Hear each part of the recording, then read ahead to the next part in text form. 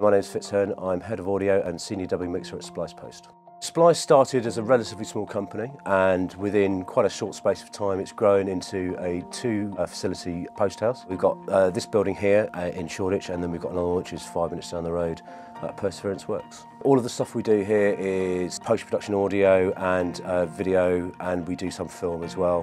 What I do here, as well as mixing, I also look after a team of 6 people. Within that role I have to create workflows, deal with technical issues, and look at how we move forward technically.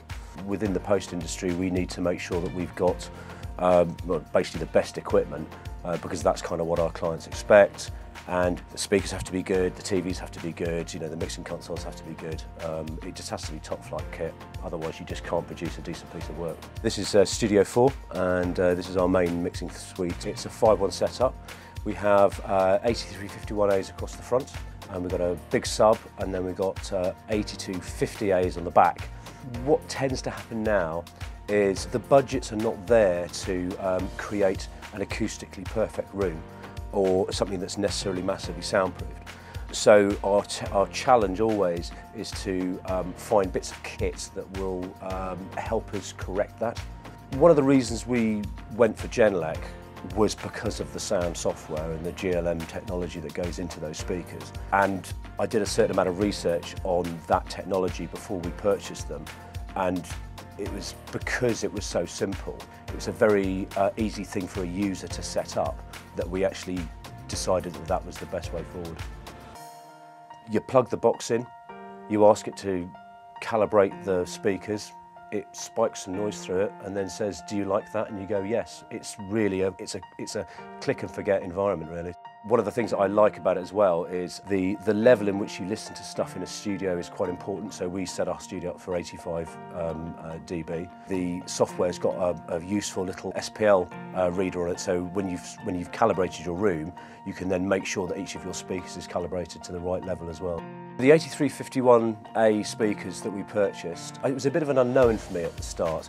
I'm so used to, you know, a tweeter, a mid and a bass. We were looking at different Genelec speakers, and then this was kind of presented as a way forward, and it's kind of quite new. We've had them about 18 months. We bought them relatively early on in the development, and they sound great. I think one of the things you notice a lot about I suppose it's the inline technology, I suppose you'd call it, is the way that you receive the frequencies in a much more accurate environment. What that means to a mixer is that you feel the imaging so much better. So when you pan something to the left or you pan something to the right, it feels like you've panned it. What's also massively impressive is the response you get at very low frequencies, and that's very important when you're mixing dialogues, because if you don't hear rumble or bangs or pops when you're mixing that and you put it into a cinema environment, that can be a very unpleasant thing for the listener to hear, and you need to make sure you've got that response. And these things really give you a decent amount of